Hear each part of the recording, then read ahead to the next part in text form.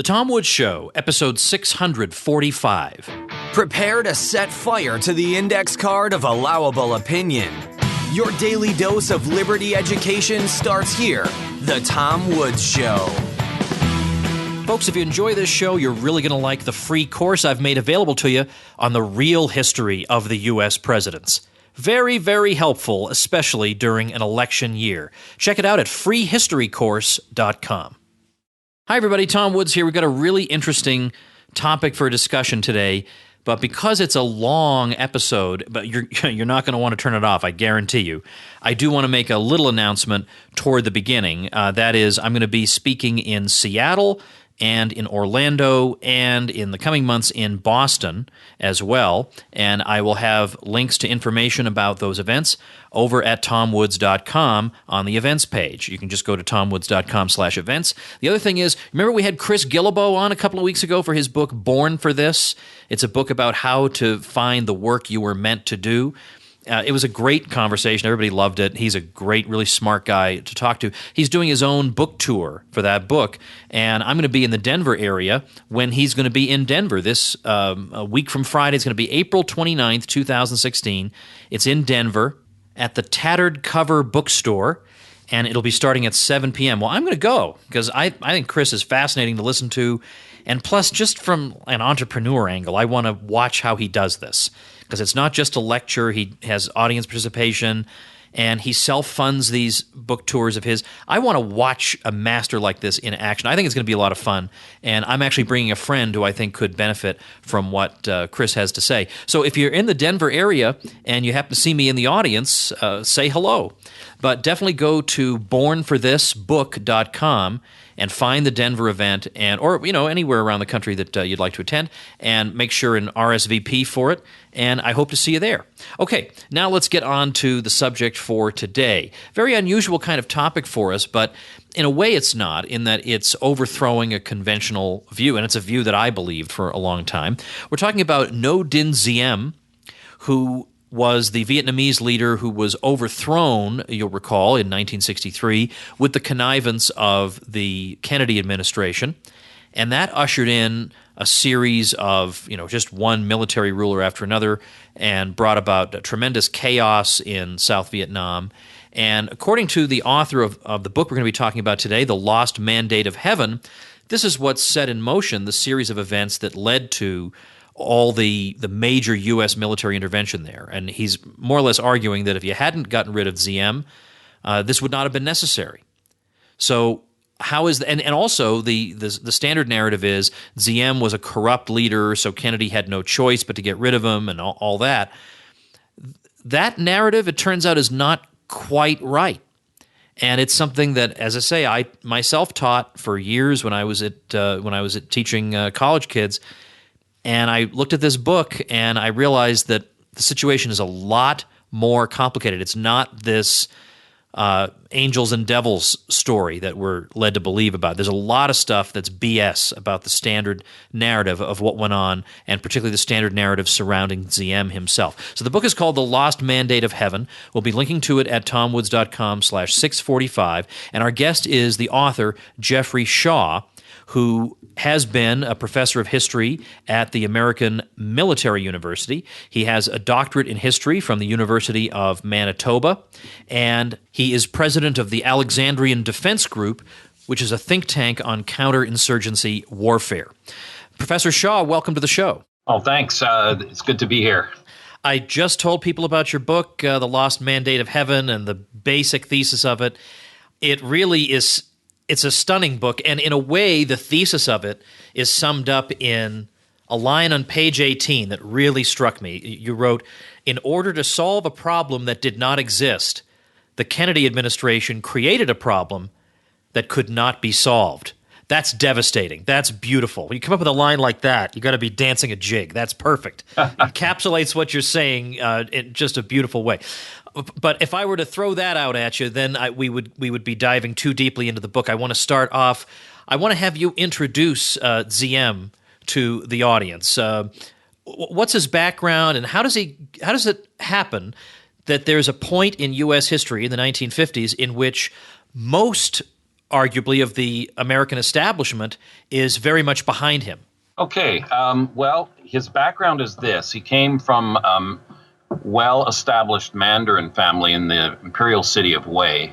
They were ministers who served the emperor in Vietnam. And basically, it was a Roman Catholic family that had been, I think they'd converted just before the father, who was Ngo Dinh Diem. And but they'd witnessed persecutions. It's ironic that we often think of, when we think of Vietnam, the Buddhist, alleged Buddhist persecution, when in fact there had been many very real persecutions of the Roman Catholics who'd been killed and everything taken and stolen from them. Anyway, so he came from that background. And at a very young age, he's well educated. His father insisted on good education for the whole family. And at a very young age of mid-20s, he was managing a number of villages, smaller villages, which encompassed a bigger village in Vietnam. And he did so well at it, he came to the attention of not just the Vietnamese leaders, but also the colonial masters, the French, who from that point on started to offer him jobs within the Vietnamese indigenous, or how should we say, indigenous government. And he excelled at that, and he was well respected by basically many of the farmers and local people, because he knew so much about agriculture, how to get the best rice crops, how to get the best fish ponds built, the things that were very important to the ordinary Vietnamese. So he was honored and revered at that level. So he excelled. We're talking mid-20s, and then he became basically the minister of a whole province under the Vietnamese/French government, and continued to excel at that and be widely respected as both a fair, just, and incorrupt ruler, and also this bought him enormous nationalist, non-communist nationalist credentials. And this is very important because eventually the communists took over what was the National Front for all organizations that objected to French rule, and just subsumed them unto themselves, and everything then became communist. But they tried to claim that no, it was a popular national front, as they generally do. So he garnered these credentials through hard work and diligence and capability, and especially what's important, what we call this mandate of heaven, in the Confucian sense, is it was a moral capability and a moral authority, which was very, very important to the Vietnamese. It was more important than, say, being really good at giving political speeches and glad-handing and smashing people, or not smacking people on the back and big smiles and kissing babies. That didn't mean anything to them. What was important to them was the moral authority of the leader. He had to live his life by example. Anyways, he also had aspired at one time or another to be a priest. He had studied very diligently to be within Roman Catholic schooling to acquire those credentials, and he also had a hankering to be a monk.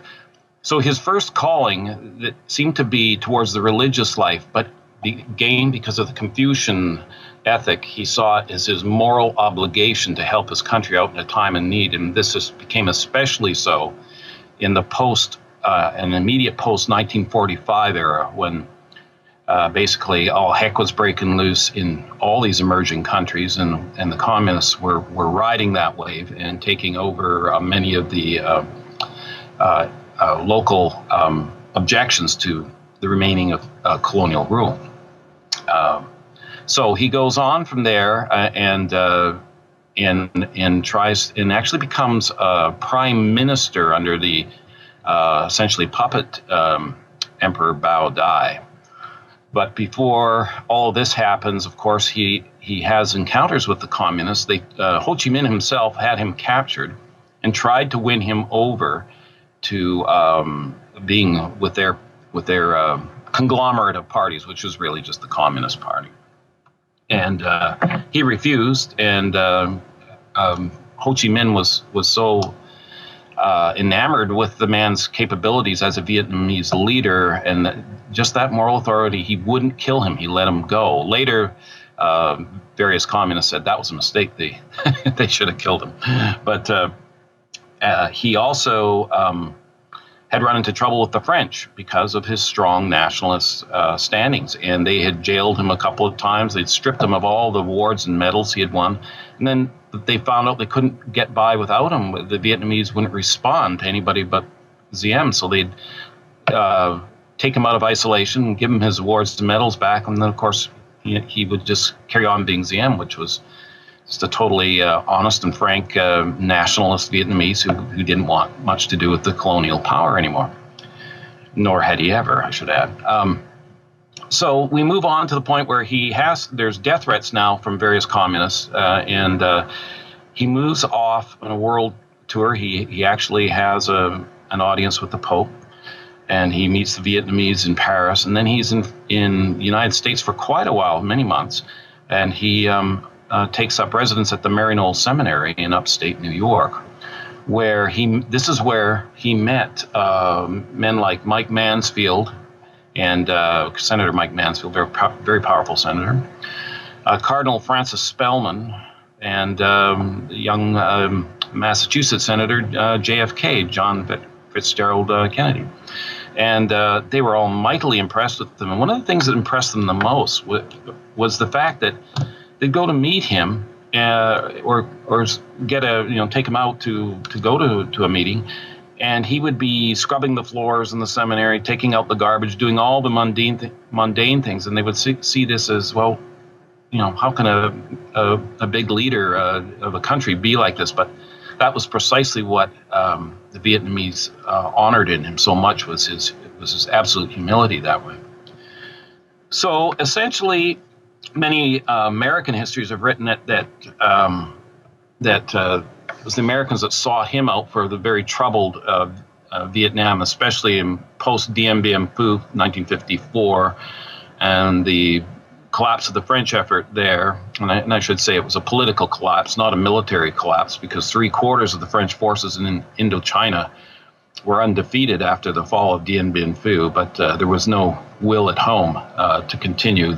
France was in an uproar over Vietnam, an uproar over many things. So he was, anyways, getting back to him, sorry, he was in the States, and he sought out these gentlemen and was advised to do so by his brothers and by others to get American support, because he thought that would be the best way to go forward for a non-communist nationalist Vietnam. And the Americans absolutely loved what they saw in the man, this incorruptible, humble man. So 1955, he does become president, and there's some trouble with some sects. And I should say there are people like the Bin Xuan, which were a river pirate organization, but these sects had very powerful armies that belonged to him. So he had quite a challenge from the beginning, and the French were, of course, supporting the sects. And even at that time, the American advice was, well, why don't you go along with them? But he said, how can I be the leader of Vietnam and go along with a sect that essentially has bought the police concession in Saigon, Cho Lan, and at the same time is running the biggest opium dens and prostitution network in all of Southeast Asia? And they had no answer to that, but he did eventually undermine and destroy those, and basically a clash of arms. That the French stood back, and even the Americans, as early as 1955, they stood back from that clash too. Not sure if they should support him through that. So we go through the 1950s, and he's basically rebuilding a ruined country. And very important, in the rebuilding, because of his Confucian understanding of history and the place and the power of it in the Vietnamese mind, he recognized that Buddhism itself was totally in total collapse and disarray and utterly dilapidated of any physical infrastructure. So basically, he became the single most important person in rebuilding historical Buddhism in Vietnam in the post-45 era. Really, that should be the pre-45 era, too, because it had been collapsed for some time under the French colonialism. Because not that he was a Buddhist, he was a devout Roman Catholic. And by the way, a devout Roman Catholic who was up for Mass every morning at 6:30. It was that he saw it as part of the Vietnamese culture and history. And he also saw it at least as a partial answer to those who were looking for new direction with the removal of the colonial authority, and we didn't want them wandering into the lands of the communist ideology, that is. So we get through the 50s, and by the end of the 50s, Vietnam has been so miraculously recovered under Ngo Dinh Diem, along with a lot of American aid and help, which was very good. And they had actually built, we're building schools, roads, everything, even rudimentary health care in the districts, in the rural districts, to the point where the communist leadership in the North had a meeting in 59 and said, if it goes on like this, the whole thing is going to collapse. We will have no chance of winning back South Vietnam. Incidentally, there had been in the Geneva Accords that were signed with the French and after post-Dien Bien Phu by 1955, that by 1956 the country, which had basically been artificially dissected as North and South Vietnam, would have elections. Yeah, I wanted to ask you about this because this is another of the conventional points of the conventional wisdom, isn't it? That in 1956, the reunification election was supposed to be held. Yeah. It was not held. The South did not consent to it. And the argument is that's because they knew that the wildly popular communist leader, Ho Chi Minh, would have been overwhelmingly successful. And the U.S. backed Diem in refusing to consent to the elections. What do you think of that explanation? Well, it is the standard explanation, but it just does not. The kindest thing I can say is it just doesn't mesh with the reality and the facts. Here are the facts. By 1956, like all communist governments, just previous to that, Ho Chi Minh and his cronies up in the North thought, well, we have to have land reform. And they started land reform. And under communist rule, land reform is really a euphemism for bashing the peasants, any land-owning farmer, be he large or small, declaring them all landlords, wicked landlords, and essentially robbing them of their property, and then reforming state collectives. It always goes violent and terribly wrong, where you have a fellow farmer who's vindictive or has an axe to grind against another farmer, declaring to the authority he's a landlord and he's robbing the peasants, and so he and his family get murdered, and the land goes sometimes to the other fellow who then becomes in charge of the collective. So a lot of this was going on. We know that at least 10,000 Vietnamese had been slaughtered. They had to call in several regiments to enact their land reform in various regions in North Vietnam. And in so doing, of course, a lot of peasants were murdered. So then what was determined as also part of the 1956 Accords what was to happen in 1956 before the vote was, okay, all people in the South who want to go north can go north, and all people in the North can go south. Well, no one went north, but pretty well over 1 million went south. Yes, many of them were Roman Catholics, but there were many others too. They fled the North with nothing. See, I've heard the left explain this away, that this was right-wing propaganda that scared people into leaving. No, what scared them into leaving was all the murder and mayhem going on with the land reform, who eventually... That would be my view. Yeah, who even the communists eventually said, oh, we made mistakes. That's a euphemism when the communists say they've made a mistake, that too many people got murdered and it made too big a noise. But anyways, so these folks, they flee south. Now, many of them left with the shirts on their back, and they had nothing. And here we have President Diem in his palace in Saigon. Incidentally, he does not live an ostentatious life. By people who knew him and who I've talked to, he lived in his office. He slept on a cot, ate fish and rice. He would have nothing to do with the rich man's life, which just wasn't part of his nature. And when people would come to him and say, we've got all these people looking for help and they've got nothing, he would empty his own pockets, his own bank account. He gave himself away to these people, and it stunned all those who knew him, of course, causing even greater reverence. I mean, how many politicians do you know would give up their salary to other people? But he did it. And so these people came down south, and around about 8 to 900,000 of them were Roman Catholics. And people go, well, there you have the building of a Roman Catholic state and oligarchy. But you have to remember, the strength of the Roman Catholics was, first, they had this faith that was absolutely powerful against communism. It gave them a rock-hard anchor and fortress against it. Also, they were by far and away the best educated. But regardless of that, Diem was still mindful to include Buddhists wherever he could. And as General Nguyen Khan told me, he said, well, look, I'm a Buddhist, and I was, one of his favorite generals. His cabinet was 3/4 Buddhist.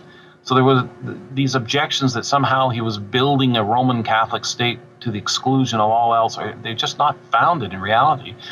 Neither were the 1956 Accords. The communists went quiet on it. And as Edward Gary Lansdale said, and he predicted this, he said, the communists will let it drop. You watch. They won't make a sound about it because they know that if they had elections, they would lose mightily right now because of the bloody mayhem that had gone on in the land reform.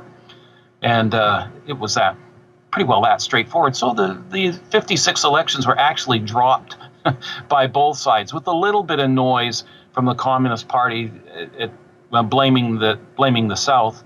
And the South not really responding because they knew the truth. Everybody who had fled the North knew the truth. Again, to underscore for your listeners, no one fled to the communists, but pretty near, and maybe we're not too sure, over 1 million people fled from them.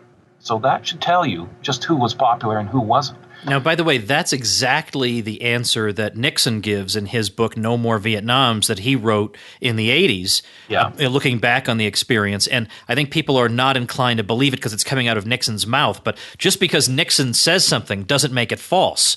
I mean, I think what you're saying is the correct answer to that question. Well, and it's very sad, and little side here about Nixon, because in foreign affairs, he actually was, I hate to say it, him and Henry Kissinger had a stellar team together. They actually showed an adeptness at foreign policy and diplomacy that both the Chinese and the Russians, the Soviets, really respected, and have since, as we've seen, lost all respect for the State Department.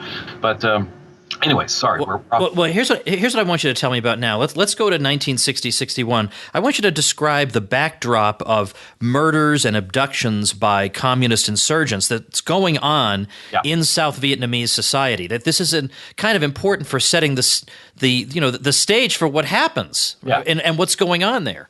Absolutely. Well, we were just about that point when I diverted to the 56, but here we go. The issue that was going on was, as I said, the communists had at their big meeting in the North. They said, look, the South is solidifying. It's going to be a non-communist nation. We have to do something now. And so they did. They basically reactivated their many cadres who stayed behind in South Vietnam. It was not, remember, I know one of the popular stories on the left is that the insurgency was one that was kicked off because of Diem's brutal rule, which was just a total lie, to be blunt. What had really happened was, of course, the communists had a very thoroughgoing infrastructure cadre of Viet Minh who were to become Viet Cong in the South. And of course, they already had supply lines through Laos. And we know, we have the documents that show that even at that time, they were starting to move massive amounts of material and men and ammunition down through Laos. Laos becomes important, as we shall see. But so they basically kicked off the insurgency, which they called, and again, you have to have a sense of smell and a sense of hearing whenever the communists have something. They called it the destruction of the oppression, which was their euphemism for a terror campaign in order to restrict and stop people from supporting the government. They would go into the local villages and they would find the chief or the school teacher or school teacher / local healthcare worker, and they would parade them as an enemy of the people in front of the village, and they would routinely, and I've got pictures of this that make your stomach turn, and I've seen all the documents on it. They would slaughter the children in front of the parents, then slaughter the wife, and then eventually they'd slaughter the man in front of all. They'd call the village together in front of the whole village, and they did this usually by disemboweling and then beheading. It was very, very terrible and gruesome. So this would what this did was terrorize the people into silence, and then of course when the soldiers from the south would come and say, well, what happened and stuff, they couldn't get anything out of them, and it became very frustrating for even some of the soldiers, and some of them acted in a way that frustrated soldiers do act, and some acts of brutality did happen, but by and large not many, because Diem wouldn't countenance it. So it is around this time that, along with a British advisory team, because we're coming into 1960-61, with this destruction of the oppression, i.e. the terrorization of the local Vietnamese in the villages by the communists going on at full steam. I mean, within a space of 2 years, you have to understand, they had murdered in a most terrible fashion that we just couldn't imagine over 20,000 government officials in the local villages. That's the kind of infrastructure they had to knock out of the way to terrorize the people. So it was very, very substantial.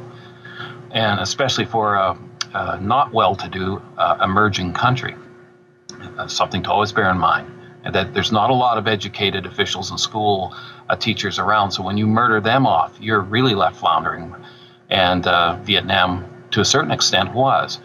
But nevertheless, the training and re-education more education of new teachers and stuff went on apace, with, again, thanks to American help and aid. So they had to come up with a counterinsurgency program, and this is when they brought in the British expert panel that had been so successful in Malaya against the communists there, and it included Sir Robert Thompson. And in discussions with Bill Colby, who was then the CIA station chief, who I interviewed and knew quite well, they came up with the idea of the Strategic Hamlets program, which actually, in a short description, pretty well emulated what had gone on in Malaya and the successful destruction of the insurgency in Kenya, where I actually grew up there, so I knew a bit about what happened to the Mau Mau. Excuse me. So they started that with these strategic hamlets, which gave the people a say in their own security, and the hamlets had to elect their own head or chief, and so gave a local democratic feel to it. And Ngo Dinh Diem, Diem's brother, was absolutely fully engaged in this, along with the British advisory and along with, of course, the CIA. And it started to work, and it started to work magnificently, to the point that even the communists, by 1962, and we have this in Wilf Burchett, he was an Australian socialist who traveled with the Viet Cong, they admitted that 1962 was a victory year for Diem. They had so battered the Viet Cong back and the communists that they couldn't penetrate the villages. And so they started trying to target the strategic hamlets, but the strategic hamlets were working so well they couldn't destroy them. So they started using the American news media more and more to, make sounds about, how wicked the strategic hamlets were, that they were concentration camps and all this sort of thing. But even that wasn't working. And so suddenly, lo and behold, what do we have in a country where there had been no Buddhist persecution?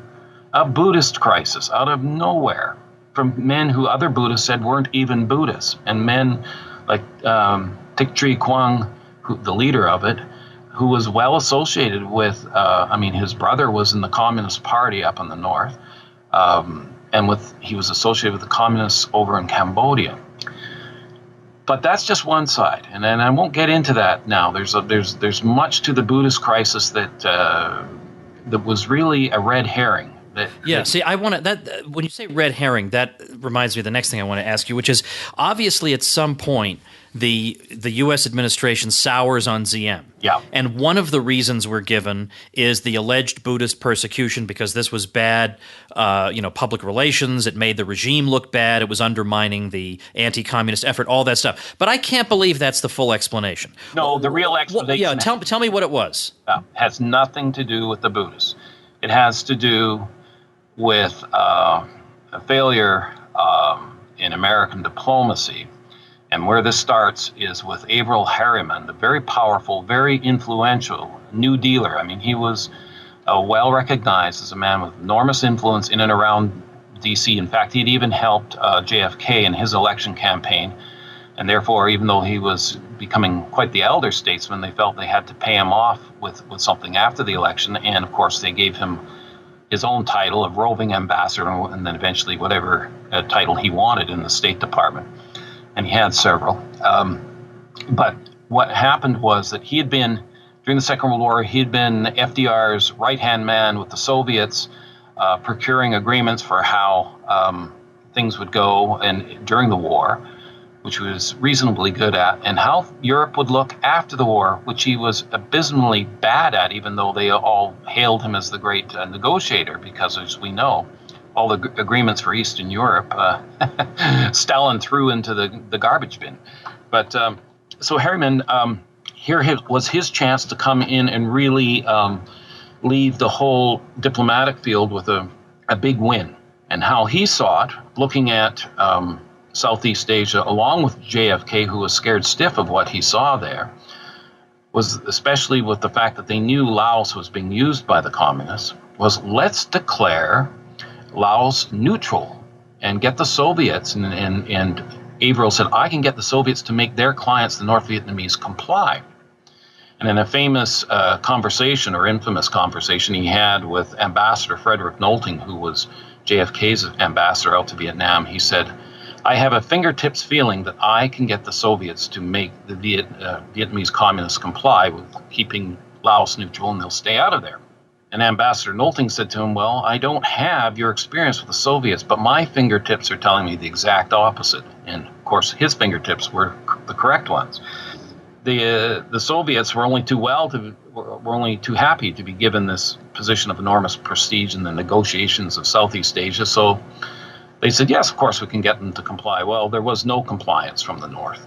But Averell, and so really the Pathet Lao, who were an NVA or North Vietnamese construction, they were a communist force in Laos, just expanded, and so did the trail system and supply system to the south. So what happened then was, of course, the Vietnamese and even the people from Thailand, everybody in the region was squawking, you cannot make Laos neutral. Harriman had to go out, and he went out in 1961, and with the new ambassador, Frederick Nolting, out there. And he had a meeting with Ngo Dinh Diem about Laotian neutrality, because Diem and Ngo had been adamant that you couldn't have Laos neutral. That would be surrendering South Vietnam to constant attack on its flank. You'd be constantly on the defensive, the strategic defensive. And it couldn't bode well for the future. Harriman clashed with Diem immediately, apparently from eyewitnesses, and Nolting was one of them. They said there was a sort of a visceral dislike that was taken one for the other before they even began talking. There was a clash of a very worldly man, Averell Harriman, with a very unworldly man, Ngo Dinh Diem. That meeting didn't go well. At the end, with Harriman basically outright threatening Diem that if he didn't comply, the U.S. would pull away all support, and of course that would be the economic collapse of South Vietnam. Not the military collapse, but certainly the economic, which would lead to the military collapse.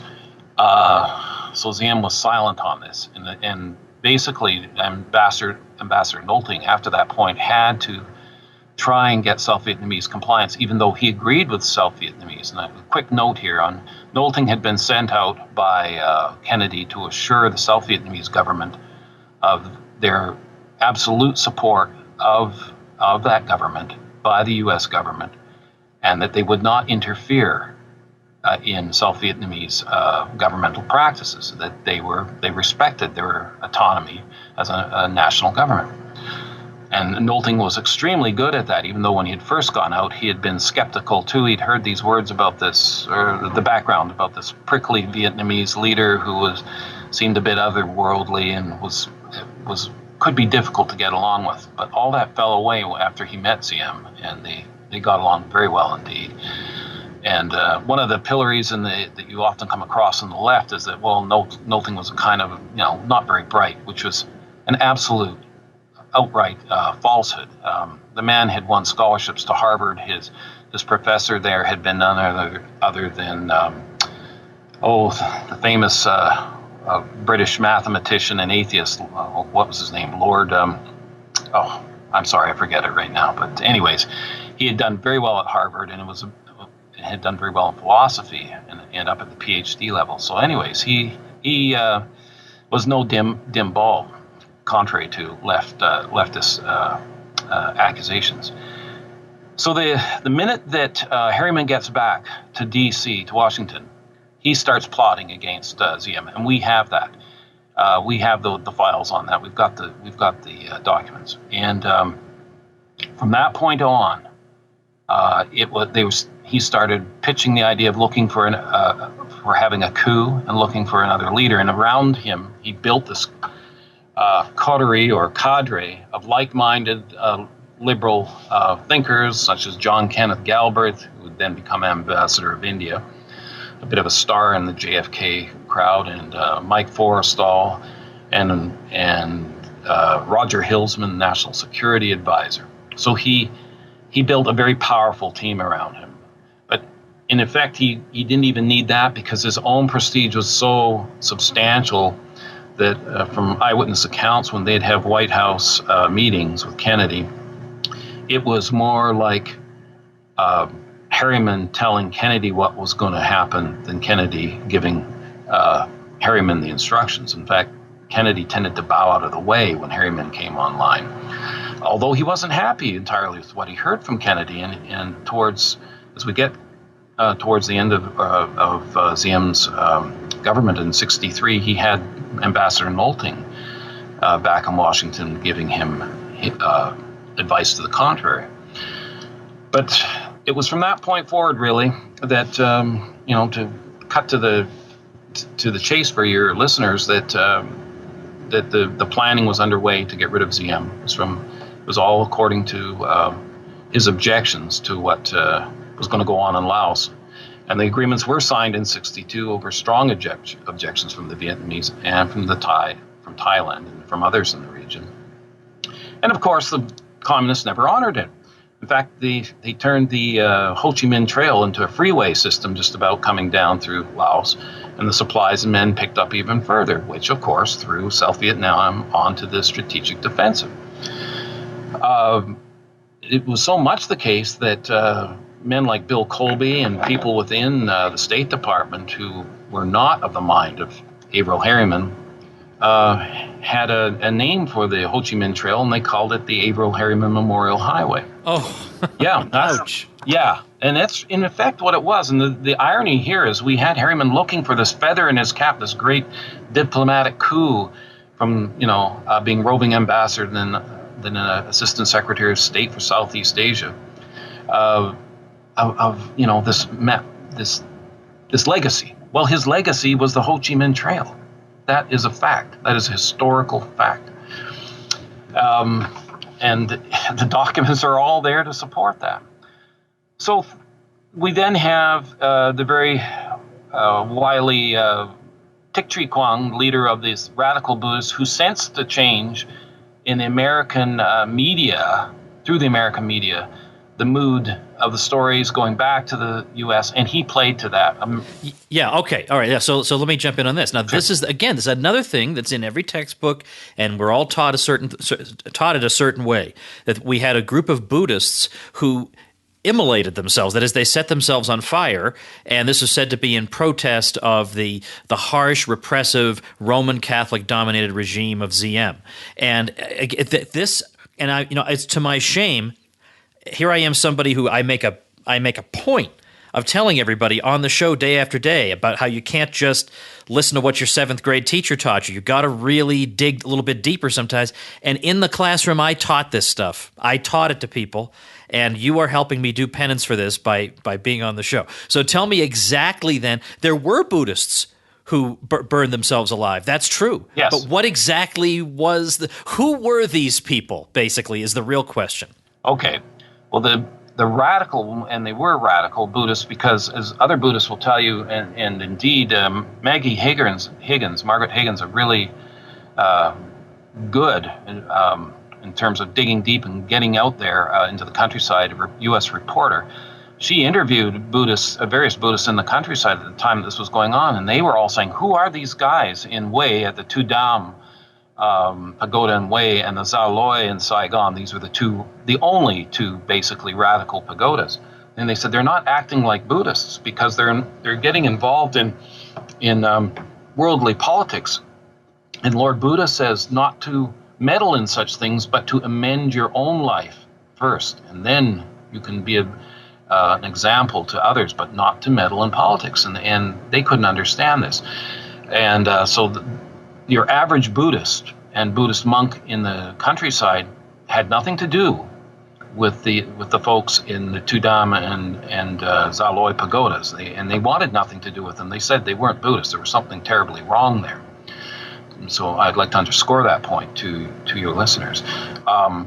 So what was going on was we had this leader, Thich Trì Quang, and I already said he had communist, very, very substantial communist connections. We've never found his name on the rolls in the communist pay book, but the connections were there. So what he needed, he'd stirred up a number of smaller riots, and actually quite a substantial riot in a way. Remembering, too, that often in their demonstration banners, just before the burning of the Buddhist in Saigon, the Buddhist monk in Saigon, he would have the banners would be in Vietnamese and in English. So they were also for the American public. And, of course, he always called American reporters out to any of the demonstration events. And so he was playing the U.S. He was a very clever fellow. He was playing the U.S. To U.S. sensibilities. And, of course, this was being given a lot of time and a lot of air from both New York Times and Washington Post and AP, Associated Press. And the State Department cabal under Harriman was pretty well in league with a lot of the senior editors and then saying, yeah, push for this. And they did. And Thich Trì Quang did. And so I'll get to the burning Buddhists now so I don't forget that. The first one who burned himself to death, what was his name? Thich Trì Duc, if I remember right. He was known to Diem through his family doctor who knew him too, knew the Buddhist monk. And this fellow had done what was common in a certain minority sect in Buddhism. They would make these suicide pacts, and it had nothing to do with politics. It had to do with a way of showing your commitment to the Buddha, to Lord Buddha, that you would sacrifice yourself by fire to show total commitment to Buddha. This was frowned upon in mainstream Buddhism, but there was a small sect that had done it. And news had come through to Saigon that the fellow monk who he had such a pact with had recently burned himself to death in China. And of course, no one ever mentioned about that, what went on in China with the Buddhists. But anyways, he was then thought, okay, so Thich Trì Quang got a hold of this and he started manipulating Duc and saying, okay, you've got to do it too. Your fellow, you've got to live up to your pact. Not telling him that, of course, that they were going to use him as a protest to the Americans and or against Diem and play it on American media. Diem got a hold of this, and they actually had Duc stood down from doing this, but then Quang got a hold of him again, and they compelled him basically, you've got to live up to your agreement. So he burned himself alive, but Thich Trì Quang made sure that Malcolm Brown, he gave the Associated Press and all the American correspondents the place where to show up. He said something interesting will happen. Well, whenever Thich Tree Quang said something interesting would happen, something horrible happened, bombs went off that he'd blame the government on, or there would be a riot, he'd blame that on the government. So something interesting happened. The famous Buddhist in the fire, and Malcolm Brown, thanks to Thich Tree Quang, was there to catch it in all its horrible glory. The Buddhist in the flame, and of course, Quang and his associates were gathered around, and they were speaking through a loudspeaker. A Buddhist monk burns himself in protest against against prejudice against the Buddhists from the Catholic government, Diem. Well, it was an absolute farce. It was a total setup for specifically and very cleverly for the American news media, and they of course ran with it. There were other protests later, and they know in several cases fellows were drugged. Now here's the interesting point, Tom. There were many, as far as the sect goes, and that doesn't mean huge numbers, Buddhist monks who burnt themselves to death in North Vietnam and China, and often in protest. And I doubt your listeners or any school teachers has ever heard of those. Well, as a matter of fact, I could be wrong on this, but I could swear years ago I read that after the communists took over in 1975, there were immolations after that. Oh, yeah. But why? Who would care about that? Because the communists are in charge, so nobody cares anymore. Well, they carried on, yes, exactly, and you're right. But Thich Tree Quang had an enormous effect on U.S. policy up until the mid-'60s, because, yes, even after Diem, there were regular burnings and protests. And whenever the government and the Americans didn't do what he wanted, which was to let all communists out of jail, that to be blunt, these protests would happen and people would burn themselves to death. So, I mean, it was so obvious, but the emotion that was running high, especially from these young reporters like David Halberstam, who eventually earned his Pulitzer Prize out of this, and Malcolm Brown and Neil Sheehan, who claimed to be, they would pillory Diem over his counterinsurgency efforts, mocking them, and they didn't know a darn thing about counterinsurgency, whereas the real experts who had defeated communist insurgency said Diem and Ngo were doing a remarkable job. And Bill Colby was the bluntest of all. He said, look, it was a complete farce and a sideshow, the Buddhist crisis. They should have been suppressed a lot earlier. He almost castigated Diem and Ngo for waiting so long to actually shut down on them. But again, the press, it became a game in the press. And even back stateside, Dean Rusk, ostensibly the Secretary of State, told Nolting, and he said, regardless of the facts, we just can't stand any more burnings in Vietnam. And that's what he meant. It was the bad media play, and it was affecting Kennedy too, and the whole idea that a Catholic president was protecting another Catholic in South Vietnam in the face of Buddhist persecution. But here is the kicker that no one pays any attention to, and they should. The United Nations, no friend of people like Ngo Dinh Diem, sent out a commission to study the reality or the myth or even the possibility of religious persecution in Vietnam. And they came back and said and it's on the record, there was no religious persecution in South Vietnam, especially against the Buddhists. So this was totally ignored in the popular history. There's just so much to it, but again, I should leave some for your readers. Yeah, that's right. I don't want them to. Right, exactly. They should get it and read it. Let me tell you where I want to go now. Of course, the decision to connive at the assassination of Diem. There is a little bit of the gross naivete that seems to inform so much American foreign policy, whereby the removal of one person we dislike will surely lead to a good outcome. you know? I mean, it's incredible how many times they do this. But what I learned in particular, one of the other things I learned in your book, I didn't know anything about the social hierarchy in Vietnam. And I didn't realize that soldiers were so low in that hierarchy. And you even compared them to the way we would look at sanitation workers. They're doing a dirty but necessary job. So when you take somebody like Diem, who was at the very top of that hierarchy, and you replace him with somebody who's at the bottom, the legitimacy is not there. Absolutely. You said it for me. But yes, the coup plotting that began, of course, instigated by Averell Harriman and his cabal in Washington, filtered eventually to the CIA and to a fellow called Lucien Conein, who was to find some Vietnamese generals who would overthrow Diem. Now, the arrogance and naivete sort of rolled together. They didn't know, nor did they care about the Confucian order in Vietnam.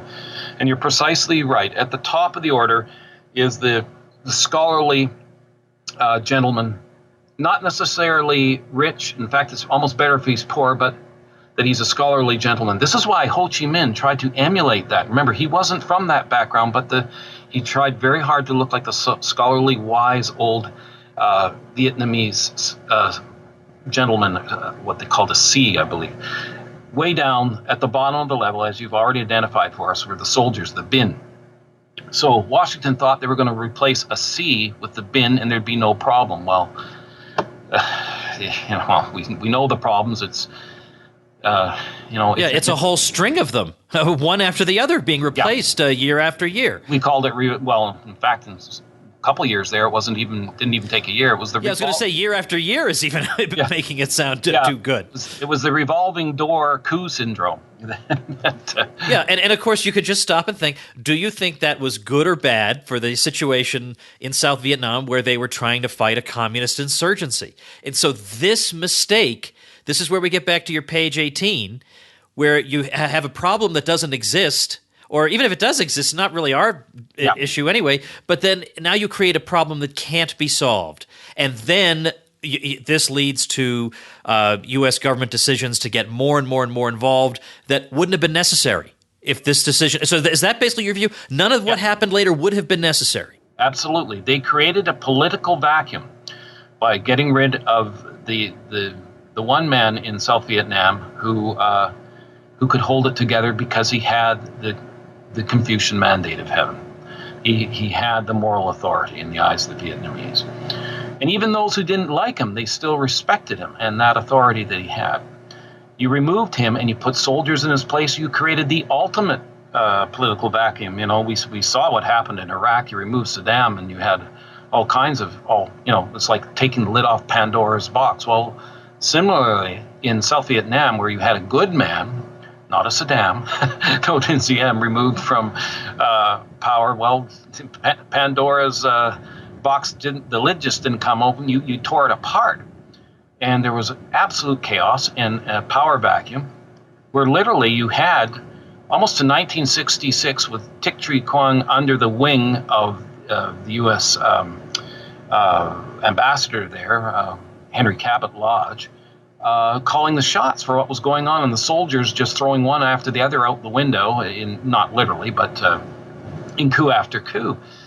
It took years, and this is why the counterinsurgency immediately upon Diem's death, the whole strategic Hamlet's problem, or not problem, but program was abandoned, and of course the communists started rampaging across the countryside. The whole thing was falling apart like overnight. If the U.S. hadn't moved troops in to solidify that situation in 65, it would have been gone. And it would have been gone in 65. So they had to do that. They were morally committed, and it's a terrible thing. It was necessary. Now, eventually, after years of much suffering and pain, things did solidify somewhat under President Tu, who, by the way, even though he'd been in on the coup, had insisted, like General Tran Van Dam, that nothing happened to Ngo Dinh Diem, that they would need him at least as a figurehead, and because of his enormous. Now that reminds me. I mean, isn't it supposedly the fact that Kennedy himself hadn't realized that the coup would actually involve the murder of the guy? How much truth is there in that? Well, in Kennedy's case, I think it was true, but the people who were dealing, from Harriman down to Lucien Conein, who were dealing with General Duong Van Minh, Big Minh as they called him, because he was big for Vietnamese size, they knew that he had lost face earlier, many years earlier, under the Ngo Dins, because they caught him literally with his hands in the till, and knew wanted him jailed. But Diem, who was always a bit of a soft-hearted man, said, "Oh, let's let's leave him with some respect. He kicked him upstairs but anyways, Diem, getting my names mixed up here. Big Min had been nurturing a fairly substantial hatred, and I heard this from General Khan for years against them. And to make him the leader of the coup was guaranteed that he would have them murdered, because he had a personal hitman who Khan told me used to notch his victims on his pistol, and he's the one who did the terrible murder and really the gutting of Ngo Dinh Diem and New on that horrible day in 1963, November 2nd. All right, one more thing I want to know is to what extent did people either in the U.S. public or in South Vietnam or in North Vietnam, to what extent did they know of U.S. involvement in the decision to go ahead with the assassination? Well, the North knew, and in fact, the North... So what was their reaction to that? So wait a minute, the Americans gave the green light to overthrow this guy, of all people in the history of the world they could overthrow, they picked this one? Well, amongst the communist leadership who knew Diem, all the false pretext about him being an American puppet, that all fell away, and they actually reached out to him. And through the French ambassador, they sent a message to Diem through Ho Chi Minh, said, "Look, we know you're a patriot in your own right, and if you want to have some kind of neutral agreement with us, we'll respect it, and we can trade goods north and south." But they said our one underscoring feature to all of these negotiations is the Americans have to be out of there. And that didn't go anywhere, but they were reaching out to him. Even the French, who had earlier been ticked off at Diem, were trying to save him then. They had read the cards, and they said, "Look, the White House is turning on you." And they told this to New, and Diem wouldn't. He queried this through Nolting, and Nolting said, and checked with JFK just before he left Vietnam if, in fact, the support was still there, and he relayed that to Diem that it was. But in fact, it wasn't. But Diem found it very difficult to actually turn against the Americans. He couldn't. It wasn't in his nature. But the fact is that they had turned against him, at least at the upper level. Did JFK know he would be murdered? No, I don't think JFK did, because he looked absolutely, from all accounts, he turned sort of an ashen gray when the minute he heard it, and he fled the Oval Office when he heard it. Maybe a premonition of his own death, I don't know, but the eyewitness account said he was absolutely shocked and stunned. Guys like Roger Hilsman, yes, they knew. He was actually quite callous about it. And others even thought it temporarily was a good thing. They all of them, except for Roger Hilsman, including Averell Harriman, they later recanted, and they blamed each other. Ambassador Lodge blamed Harriman, Harriman blamed Lodge. It went back. This is the interesting thing. All these men who thought it was such a wonderful thing recanted. Even Halberstam out there, when the Buddhist crisis were going on, was interviewed by Maggie Higgins, and she said, "Well, you must be very proud of all of this. Where's your objective reporting?" And he said, "Well, look, we always have said that what we were doing was political. We're against this government." And he outright admitted that. And the thing was that they had never said that before. They'd always painted it as Diem bad. That was their objective opinion. But he basically admitted to Maggie Higgins that they weren't concerned with being objective. So the whole thing, as we've seen, became a terrible mess, and without U.S. force, it would have fallen to the communists, and that was all through the murder of Ngo Dinh Diem. Well, I just can't get over it. I don't even remember who pointed your book out to me. So if you're listening, thank you very much, because I wouldn't have found out about it myself. Although I do get the Ignatius Press catalog, so somehow it just flew right over my head.